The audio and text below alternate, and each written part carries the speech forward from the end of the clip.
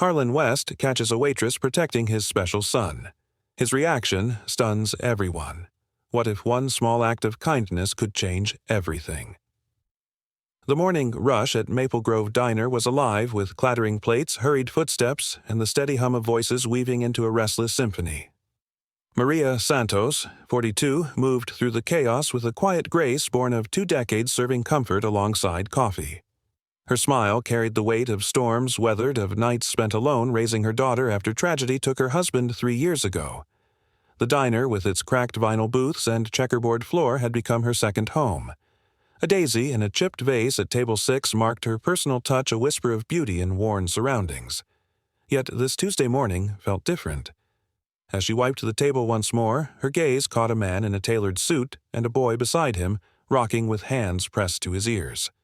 Something about this scene unsettled her deeply. For nearly 20 years, Maria had poured her life into the diner. Day after day, she carried steaming mugs to familiar tables, her patience never fraying her warmth, never dimming. She knew each regular's habits as if they were old friends who liked extra cream, who wanted their toast barely golden, who always asked for pie but never finished it. Her memory for these small details was less about skill and more about care. Even after losing her husband, even when her heart ached from nights spent alone, Maria never let grief harden her. She smiled not because her world was easy, but because others needed the comfort her smile could offer. In that worn space of cracked booths and clattering cutlery, she became more than a waitress. She was the steady presence that held the place together, the soul of Maple Grove Diner, where kindness lived in every refill and every gentle word. It was then that her attention lingered on the boy in the corner booth. He looked no older than 8, a small figure pressed close to the table's edge. His body rocked with a fragile rhythm, his hands clamped over his ears as if to shield himself from the world's sharp edges. Before him, a line of sugar packets grew in careful rows, each piece of paper aligned with quiet precision, a fortress against the noise surrounding him. Maria's heart tugged with recognition. She had seen this before in the neighbor's grandson who found solace in repetition and calm. The boy's vulnerability stirred something maternal deep within her. She found her gaze softening, a quiet ache settling behind her ribs. There was something in the tilt of his head, in the way his fingers moved with desperate focus, that made her pause. Curiosity mixed with compassion. She could not look away.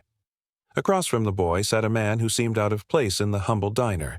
His tailored suit was sharp, the kind meant for boardrooms, not greasy counters.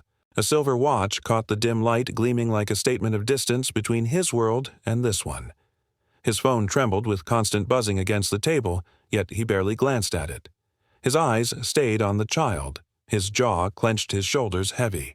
It was a face torn between roles: authority in one life, helplessness in another.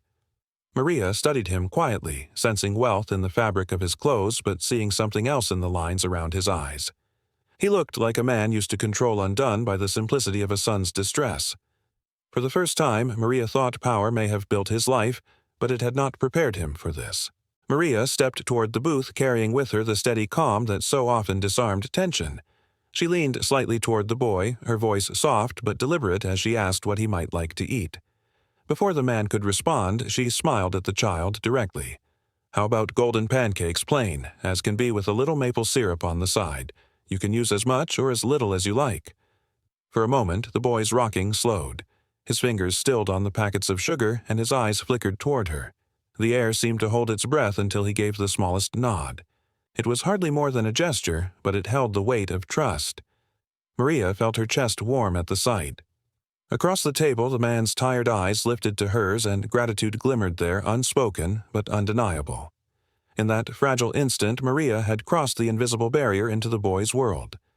As Maria straightened, preparing to fetch the pancakes, a glint on the table caught her eye. The edge of a platinum credit card peeked from beneath the man's hand, the letters embossed with a name she recognized instantly: West. She had seen it in headlines, financial pages she rarely read but occasionally noticed. For a flicker of a second, the connection tugged at her memory, but she brushed it aside. Names carried weight, but this moment wasn't about wealth or reputation. Her focus returned to the boy, who now arranged the sugar packets into a tighter row, calmer under her promise of something simple.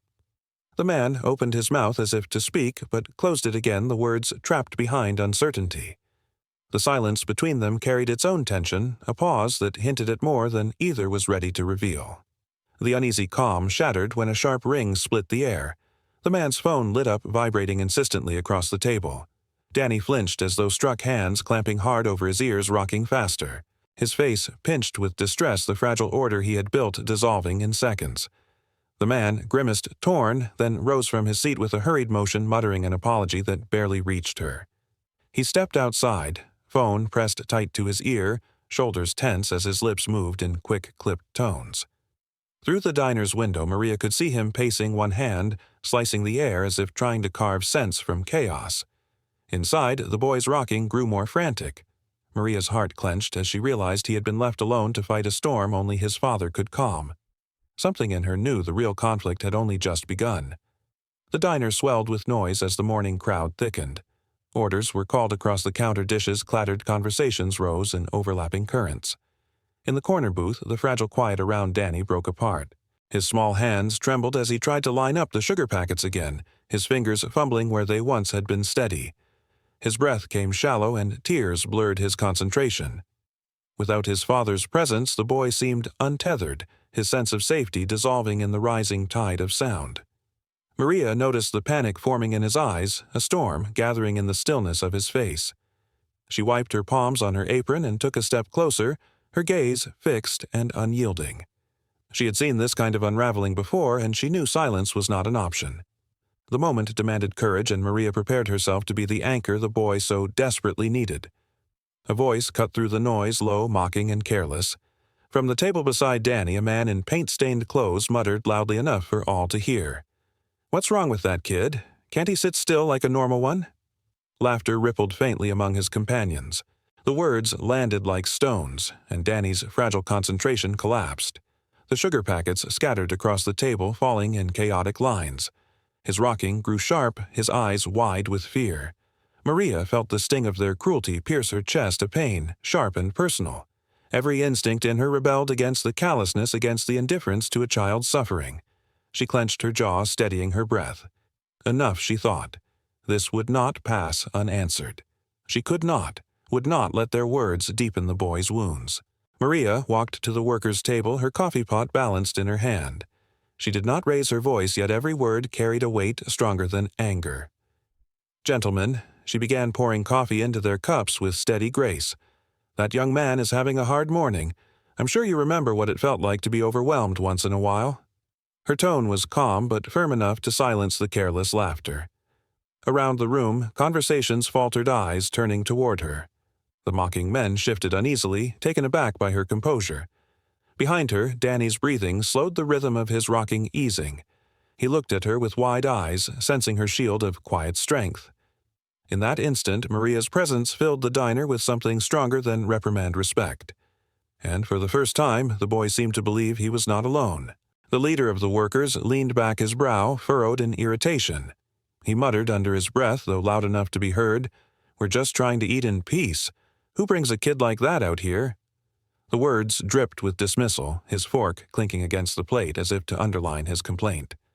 Maria stood beside him, her eyes steady, her composure unshaken. She poured a stream of hot coffee into his cup, the action simple yet deliberate, her voice calm but firm. "Everyone deserves a place at the table," she said, her tone neither sharp nor pleading, but carrying a quiet finality that silenced the rest. Around the diner, eyes followed her, the hum of conversation falling into uneasy stillness. No one moved to echo the man's complaint. Maria had not raised her voice, yet the authority in her presence was undeniable. She stood there, apron dusted with years of service, and for that moment she was the law of this room. Danny's eyes were still wet, tears trembling on his lashes as he clutched the sugar packets with trembling fingers. His careful rows had collapsed under the weight of cruel words, leaving a mess he desperately tried to repair. Slowly, painstakingly, he rearranged them, twisting and bending until a rough shape emerged, crooked, uneven, but recognizable as a star. His hands shook as he pushed it across the table, his eyes flicking toward Maria with the fragile courage of a child seeking approval. Maria knelt so her face was level with his, her voice soft enough for only him. "Beautiful." She whispered the word, carrying more than praise, it carried recognition. For the first time, Danny lifted his gaze fully to her. His lips quivered, then curved upward into the smallest, bravest smile. In that star, imperfect but radiant, a bridge had been built between them. Outside the diner's glass walls, Harlan West paced the sidewalk, his back turned to the quiet battle unfolding within. His phone pressed hard to his ear, his steps clipped sharp with urgency. His brows knitted, his mouth set in lines of frustration as he barked quick responses to the unseen voice demanding his attention. One hand raked through his hair, the other gesturing sharply as if to carve control from the chaos pressing in on him. He did not see the trembling of his son's hands, did not hear the quiet word that steadied him. Through the glass, the contrast was stark. A father pulled deeper into a world of deals and deadlines, a son left to navigate the noise alone. The distance between them was more than physical. It was the chasm between obligation and presence, between the life Harlan had built and the fragile one waiting for him inside. When Harlan returned the storm inside, the diner seemed to have eased. Danny's rocking had slowed, his shoulders less tense, his small frame leaning toward Maria as if she were the only safe ground in the room. Harlan paused at the sight, his eyes narrowing with surprise, then softening with a kind of bewildered gratitude. His son, who usually resisted strangers, sat quietly under this woman's care. For a fleeting moment, Harlan felt something like relief, as though someone had managed to reach where he could not. But then his phone erupted again, the shrill vibration rattling across the table. The spell broke. Duty clashed hard against devotion, and Harlan's hand moved almost by reflex. He murmured a strained apology, his gaze darting between his son and the glowing screen. The choice lingered only a breath before he turned, stepping away once more, leaving Danny to face the noise without him. The diner's door swung open, and a woman strode inside with a briskness that drew every eye. An iPad clutched to her chest heels, striking the floor with impatient precision. Her voice carried authority without effort. "Mr. West, the board meeting has been moved up." Maria froze, the name sharp in her ears. West. The recognition pierced her, a truth hidden in plain sight. This was no ordinary man in an expensive suit. He was the boss disguised among them now, revealed by the urgency of his world. Danny's small body stiffened, his lips trembling as he clutched his uneven sugar star. His voice broke into a desperate chant, low. At first, then rising. "Daddy promised?" "Daddy promised." Each repetition cracked through the room, a child's fragile faith colliding with the heavy weight of broken patterns.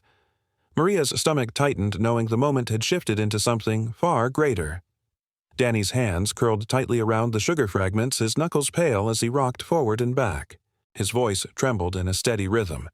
1, 2, 3. A fragile shield against the rising panic. Maria slid beside him, her hand resting gently on his quivering fingers, trying to anchor him. "He will listen," she whispered, pouring quiet certainty into the air. But Danny's eyes, wide and shimmering, carried no such hope. "No," he said, the word soft but cutting. He always says, "Work first." The final syllables fell like stones, heavier than any tantrum could be. Maria felt her heart twist at the despair carried in a child's certainty. The sentence was not accusation, but resignation, the voice of someone far too young to have learned disappointment so well. Around them, the diner seemed to hush, and in that silence the weight of Danny's truth pressed down unbearably. Harlan returned to the booth, lowering himself onto the seat beside his son. He tried to steady his voice, reaching for reason as though it could mend the breaking point. "Buddy, this is important for the company." He said the words deliberate but faltering. Danny's eyes lifted wet and searching, and his whisper fell like a blade. "So, I'm not important." The syllables sliced through the space between them, leaving Harlan speechless. His throat tightened, his jaw worked silently, but no words came. The child's question held more truth than any deal ever could. Maria stood nearby, her eyes filled with sorrow, watching the father caught between love and obligation, between what he built and what he might lose. The air thickened heavy with the weight of a boy's broken trust. In that pause, the diner became an arena where no negotiation could matter more than a son's plea to be chosen. The assistant's heels clicked sharply against the floor as she stepped closer, her impatience crackling like static. "Mr. West, the deal is worth millions." She pressed, her tone clipped as if the boy were invisible. Danny's shoulders collapsed, sobs tearing from him, his small body shaking with grief. Maria leaned down, her voice low but steady, each word aimed at the man beside her. 8-year-olds don't understand deals. She said they understand broken promises. The sentence pierced deeper than accusation. Harlan turned toward her, startled, his face momentarily stripped of all defenses. For the first time, her words gave shape to what he had been avoiding. His phone rang again, vibrating insistently, demanding his attention. But now the sound was no longer a call to duty. It was an intrusion, shrill against the truth sitting before him. In that suspended moment, Maria's quiet defiance forced Harlan to confront what mattered most. Harlan stared at the glowing phone in his hand, the screen flashing with urgency, the device vibrating like a tether to everything he thought he couldn't abandon. His grip tightened, conflict raging across his face. Then, with a suddenness that silenced the room, he pressed and held the button until the screen went black. The ringing ceased. The air seemed to exhale. The diner hushed into absolute stillness, every eye fixed on him. The assistant stammered disbelief painted across her features. You can't just—" But Harlan's voice rose firm and unshaken, cutting her protest in two. "Nothing is more important than him." His hand rested on his son's back, grounding Danny in the certainty of those words. The boy's sobs softened his breath, catching as if hearing something he had longed for all his life. In that declaration, Harlan had chosen not the company, not the millions, but his son. The assistant's face twisted, her voice dripping disdain as she spat. So the boy costs millions. The cruelty hung in the air, sharp and cold. Danny froze, the words slicing into him. His eyes widened, panic flooding back as if every breath he had managed to reclaim was stolen away. Maria's chest burned with anger. She stepped closer, her voice steady but edged with fire. His name is Danny, and he is extraordinary. The declaration rang out, silencing every murmur in the diner. Harlan rose to his full height, his voice carrying a finality that brooked no argument. "You're fired." The assistant's mouth opened in disbelief, but no protest found its ground. The room held its breath in a single suspended moment. Then applause began, tentative, at first swelling into a chorus of approval. Strangers clapped not only for Maria's courage or Harlan's choice, but for the boy at the center who had been defended at last. The applause faded, but tension lingered like smoke after fire. Danny sat still, shoulders trembling, his small hands clutching at his lap. His lashes glistened with tears not yet fallen. "It's my fault," he whispered, the words barely audible but heavy as stone. Maria bent down, lowering herself until her eyes met his. She touched his shoulder with gentle firmness, the kind that steadied without smothering. "No, sweetheart," she said, her voice as soft as a blanket. "This isn't your fault." Danny blinked, his lip trembling, but the doubt in his gaze cut deeper than any protest from the assistant had. Around them, the diner seemed to lean in silent witnesses to a child carrying blame that was never his to bear. What had moments earlier been a victory now bent under the weight of a boy's fragile heart. Danny lowered his head, pressing his hands over his ears as if to block out words still echoing. The phrase "cost millions" pulsed like an ugly refrain digging into him. His breath grew shallow, sharp gasps filling the space where hope had been. Maria leaned closer, voice firm, carrying him above the noise in his mind. "Do you know what I see when I look at you?" she asked. Danny shifted, peering through the gap between his fingers. His eyes were wary, but curiosity flickered there, the faintest spark breaking through the fog. Maria held his gaze steady and sure, waiting as if the question itself could open a door he thought was locked. In that pause, the storm in him slowed just enough for her words to begin stitching back what cruelty had torn apart. Maria's voice was steady, each word chosen with care. "I see a boy who notices everything," she began. "How sugar packets can become stars. How the sound of his daddy's voice changes when he's worried. How light makes flowers on the tables look like tiny suns." Danny's rocking slowed his breath, evening out as though her words had reached inside and untangled the knot in his chest. His small hands lowered fingers, loosening their grip on his ears. Tears lingered, but his eyes, wide, glistening, fixed on her as if drinking in every syllable. Maria smiled gently, her voice rising like a lantern in the dark. Across the booth, Harlan's eyes brimmed with unshed tears, his chest tight with emotions he had long ignored. In Maria's words, he saw what he had missed, not fragility, but brilliance, a child whose gift was simply to see more than the world allowed. Maria reached into the pocket of her apron and pulled out a small, worn leather journal. She set it on the table with reverence, the corners softened by years of use. "I write in this whenever I miss my daughter," she said, her tone threaded with quiet longing. "This very morning I felt heavy because she's away at college so far from me. But then you gave me that star out of sugar packets, Danny." She opened the notebook, running her fingers over the faded pages. "And suddenly I remembered the stars again. Danny's eyes widened surprise, cutting through his sadness. "Really?" he whispered. Maria nodded with a warmth that made the room feel lighter. "Yes, you gave me magic when I had none." A faint smile curved across Danny's lips, fragile but real. In that instant, his gift, once dismissed as odd, became something extraordinary, a light that could guide others, even her. Harlan leaned forward, his hand trembling as it reached across the table to clasp his son's. His voice faltered heavy with the weight of unspoken regret.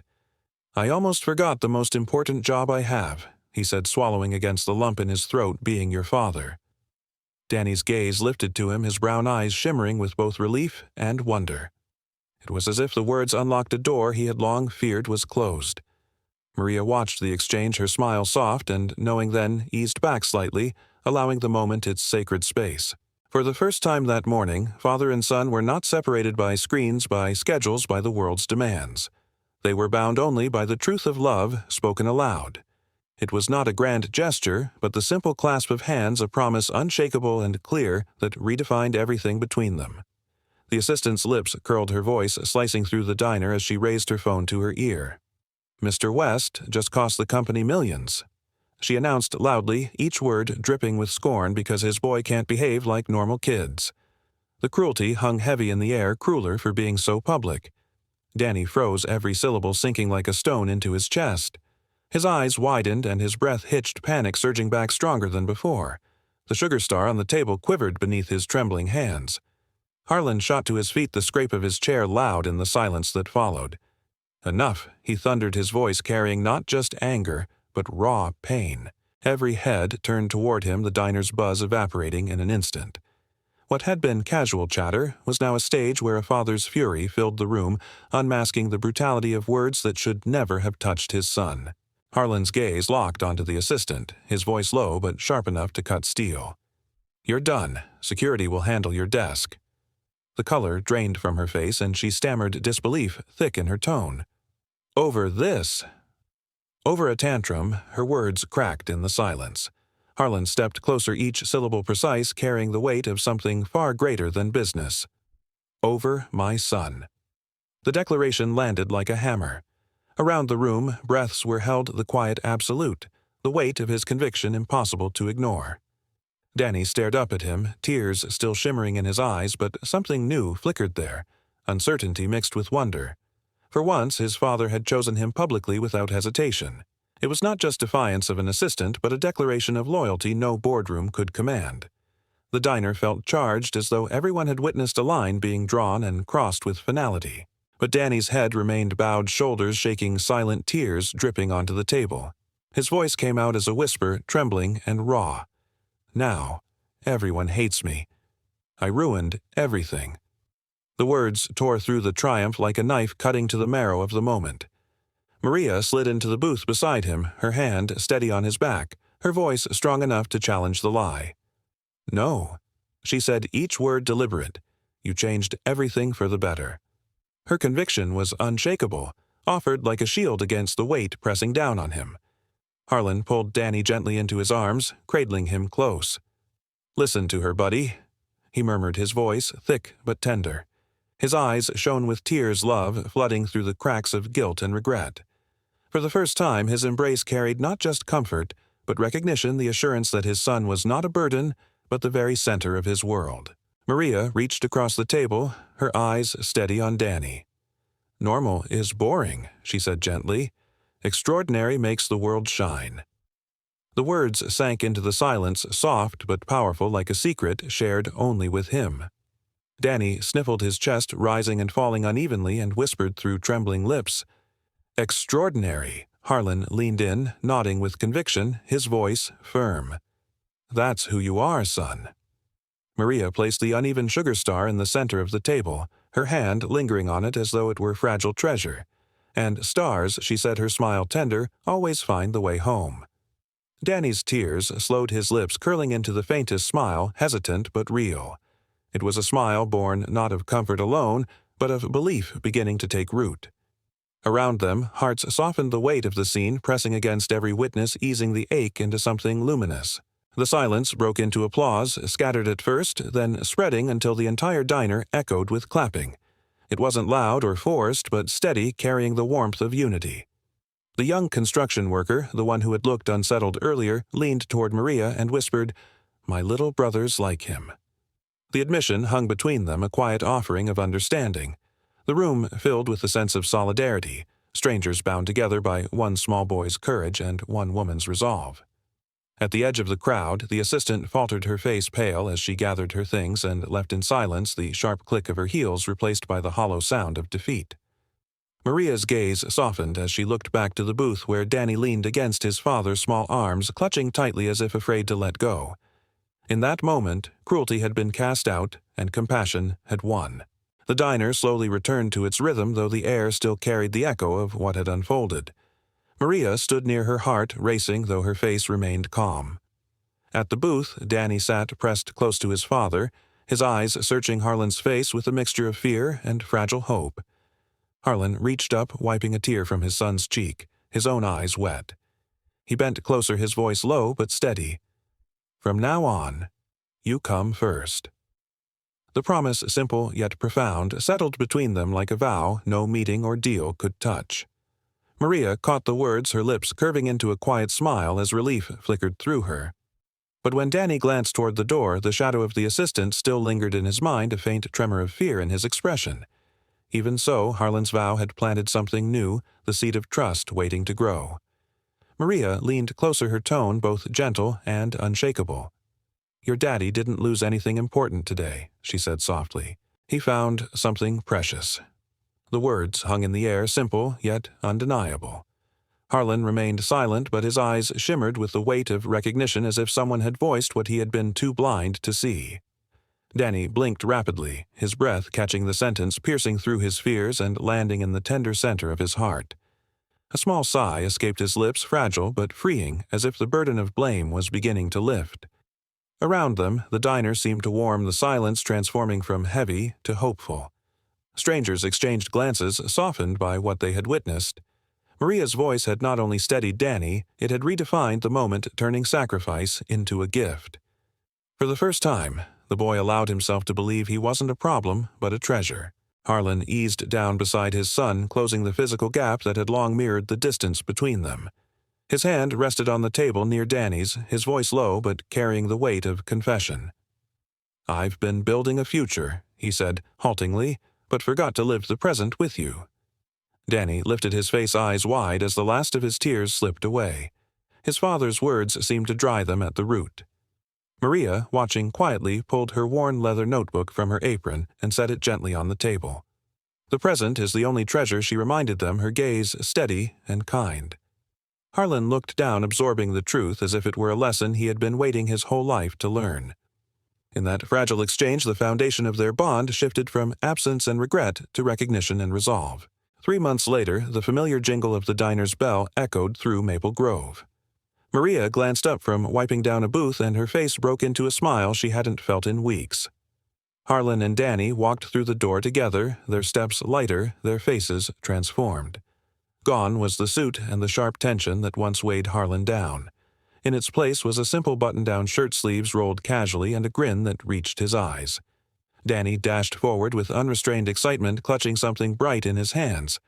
"Miss Maria!" he cried, nearly tripping in his eagerness. "Look what I brought you." He placed a carefully folded paper star onto the table, painted gold and silver, flecked with glitter that caught the afternoon sun. Maria pressed a hand to her chest, her throat tightening as she accepted it. The boy's gift shone brighter than any treasure she had ever received. Harlan walked in a step behind his son, slower, steadier, carrying a presence that felt transformed.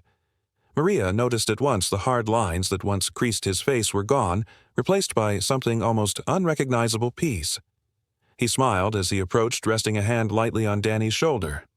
"I restructured my schedule," he explained, voice calm and sure. 3 days a week at home. Saturdays are sacred now." Maria blinked, surprised by the certainty in his tone. She had heard many promises over the years spoken in this very diner, but few had carried this kind of weight. This was not an excuse or a hope, it was a vow already kept. Before she could answer, Danny burst in, his words tumbling over one another with excitement. "And we go on adventures every Saturday," he said proudly, his grin stretching wide. Maria's heart softened. Change had not only begun, it had rooted itself deeply in both father and son. Danny leaned forward, eager to share every detail. "Last week we went to the butterfly garden. Daddy learned butterflies taste with their feet." His laugh rang bright and unguarded. Maria chuckled, shaking her head, her eyes shining as she pictured the scene. Danny's voice picked up speed as he recounted more adventures: the science museum where they built rockets, the park where they fed ducks and named each one, the library where he found books about constellations. His words danced with joy, his eyes alight with wonder. Harlan listened with quiet pride, occasionally interjecting a small detail, a funny mishap with the rocket the duck that wouldn't stop following Danny. The rhythm between them was seamless, a harmony built not of duty, but of delight. Maria listened, her chest swelling at the sight of a boy no longer silenced by fear, but animated by discovery, his father no longer distant, but fully present at his side. When Danny slipped away toward the jukebox, Maria lowered her voice, her curiosity rising. "And the Peter Sonnen deal?" she asked. Harlan's smile deepened, a wry tilt of his lips betraying no regret. "It fell through. Best thing that ever happened." He leaned back slightly, his voice steady. "They wanted control, not partnership. That's not what we are anymore." His eyes softened as he continued. "Now the company moves differently. My employees are happier. Turnover's down. Productivity is up. Turns out, good business starts with good people." Maria absorbed his words, her gaze warm with recognition. She had watched men chase deals her whole life, yet here was one who finally understood the value of something greater. Across the diner, Danny laughed at the jukebox's choice, the sound ringing like a bell of confirmation. What Harlan had gained wasn't just a better business, but a better life, a truth his son had quietly taught him. Danny tugged at Maria's sleeve, his eyes sparkling. "Miss Maria, your daughter studies stars, right?" She nodded, her heart tightening at the thought of Rebecca far away, but always close in memory. Danny's grin widened. "We should all look at the same stars. Then we're connected." His words landed with a simplicity that silenced the room, weaving distance and closeness into one thread. Harlan looked at his son, pride softening every line of his face. "Smartest thing I've heard all week," he said firmly, as though the child's wisdom outweighed every business decision he had ever made. Maria's eyes glistened, the light in them as steady as the stars themselves. In that moment, the boy's innocent logic became a truth too clear to ignore, that love and connection outshone every barrier the world tried to build. As they prepared to leave, Danny paused at the door, his gaze unusually serious. "Miss Maria," he said, his small voice steady, "remember that mean lady who said I wasn't normal?" Maria's chest tightened, the memory sharp as glass. She nodded, afraid of what might follow, but Danny's face broke into a radiant smile, his words ringing with pride. "She was right. I'm not normal. I'm extraordinary." Harlan's eyes shimmered, pride and tears blending into something fierce and tender. Maria felt her breath catch her chest, swelling with both relief and awe. The boy, who once hid behind trembling hands, now declared himself, boldly turning cruelty into a crown. It was not defiance, but revelation, the twist that changed everything. And in his smile, the whole diner could see it too. Extraordinary was never a weakness. It was the gift that made him shine. Maria lingered in the quiet diner, the paper star glowing in her hand. Afternoon light spilled through the window, catching the glitter so it shone like something celestial. She lifted it gently to the glass, whispering, "Kindness is the greatest legacy." The star blazed against the fading day, a small reminder that light endures when it is shared. If you believe kindness can change the world, comment "I believe." Don't forget to like this video and subscribe to the channel. Your support helps us share more stories that let the light keep shining.